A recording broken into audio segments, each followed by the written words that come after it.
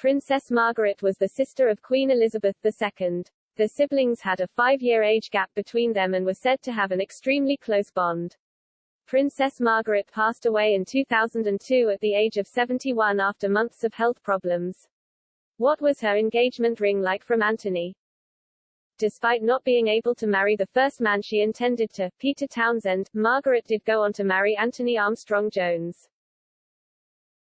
The news of the engagement came as a surprise to many. Antony was a British photographer and filmmaker, and the couple were thought to have met years prior.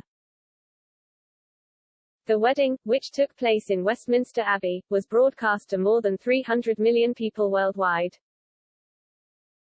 For the big day, Princess Margaret wore a beautiful wedding dress by designer Normal Hartnell.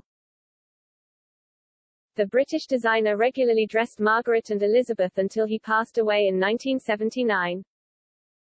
The couple also had 2 children in the time they were married, David in 1961 and Sarah in 1964. But by the 1970s, the famous royal couple had drifted apart, and in 1978, after nearly 20 years of being married, the couple announced their divorce. Her engagement ring from Antony still remains one of the most iconic royal rings of all time. What was the piece like? The jewelry was said to have been designed by Antony himself so that he could get the perfect ring for Margaret. It was designed to look like a rose, a sweet nod to Margaret's middle name, Rose.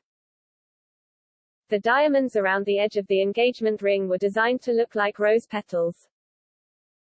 The stunning engagement ring was large in size, and Margaret showed it off on her finger on multiple occasions.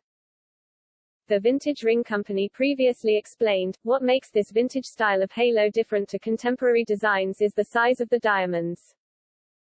Similar in proportion to flower petals, these old cut stones are much larger than those commonly chosen for halos by jewelers today.